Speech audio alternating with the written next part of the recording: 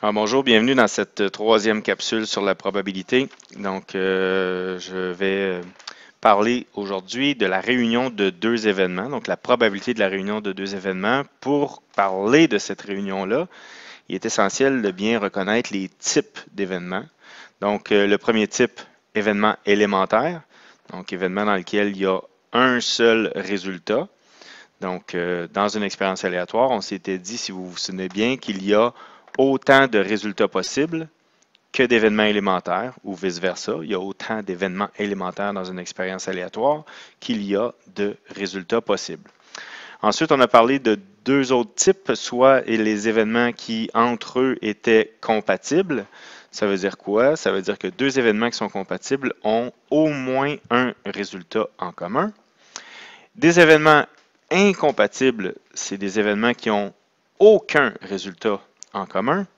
Et finalement, on a parlé également des événements qui étaient complémentaires, soit des événements qui sont à la fois incompatibles, mais plus que ça, c'est que quand on les réunit, ils forment l'événement certain, soit l'événement dont la probabilité est 1. On retrouve donc tous les résultats possibles à l'intérieur de cet événement-là. Alors, si on se donne maintenant un exemple, OK? Donc, une expérience aléatoire, je pige une carte d'un jeu de 52 cartes. OK? C'est une expérience aléatoire simple. Je crée deux événements. Donc, A majuscule, donc souvent on va donner des noms aux événements et c'est souvent représenté par des lettres majuscules. Donc, par exemple, je veux obtenir un 2 en pigeant une carte dans un jeu de cartes. Donc, on comprend qu'ici, c'est une étiquette puisqu'il y a plusieurs résultats qui correspondent à cette demande-là. L'événement B, une figure, donc aussi une étiquette, puisqu'il y a plusieurs figures dans un jeu de cartes. En effet, dans un jeu de cartes, il y a 52 cartes, je l'ai dit tantôt. Il y a 4 couleurs en mathématiques, c'est pas le rouge et le noir, là, c'est le cœur, le carreau, le trèfle et le pic. Donc, 52 divisé par 4, il y a 13 cartes par couleur. Dans chaque couleur, on a des cartes de l'as jusqu'au 10. Ensuite, c'est valet, dame, roi. Donc, valet, dame, roi, c'est les 3 figures qu'on a dans chaque couleur. Donc, 3 figures par couleur, 4 couleurs, donc 12 figures dans un jeu de cartes. Donc, si on s'intéresse maintenant à calculer la probabilité de la réunion de ces deux événements-là. Donc, on peut le faire d'abord visuellement avec un diagramme de Venn. Okay? Donc, on a ici oméga dans lequel il y a l'ensemble de tous les résultats possibles. Et à l'intérieur, on a nos sous-ensembles qui se trouvent à être nos deux événements qu'on a créés. Okay? Donc, dans l'événement A, on a les deux. Donc, les deux, on a le 2 de carreau, on a le 2 de cœur, on a le 2 de trèfle et on a le 2 de pique. Les dessins ne sont pas révélateurs. On a aussi, dans le cas des figures, les 4 dames, les 4 rois et les 4 valets. Nécessairement, à l'extérieur de ces deux événements-là, on retrouve le restant des cartes disponibles. D'accord? Bon. Alors, une fois qu'on a visuellement décrit les deux événements, on se rend compte qu'il n'y a absolument rien dans l'intersection. Il n'y a rien, rien, rien.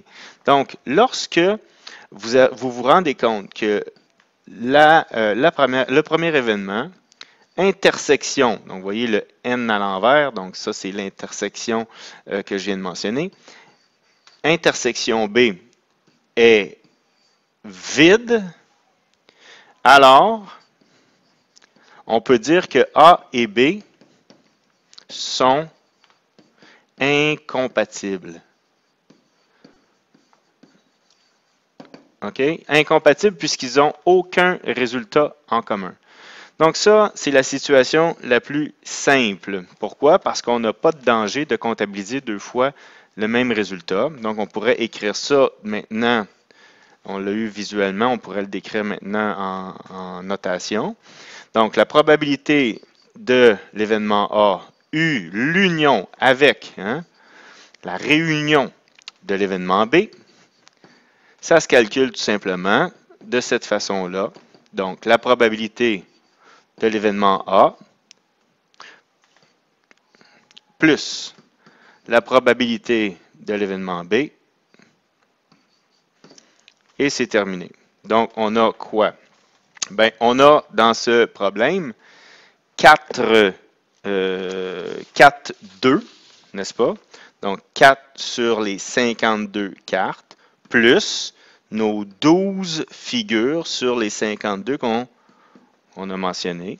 Donc, on a une probabilité de 16 sur 52. Ça va? Bon. Ça, c'est le calcul de l'union de deux événements qui seraient incompatibles.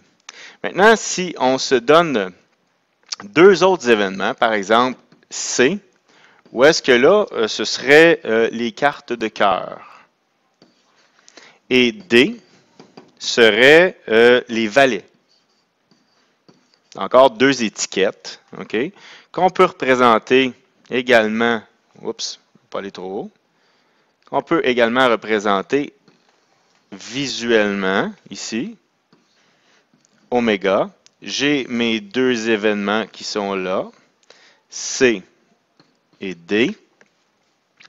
J'ai ici mes 13 cartes de cœur et ici mes 4 valets. OK?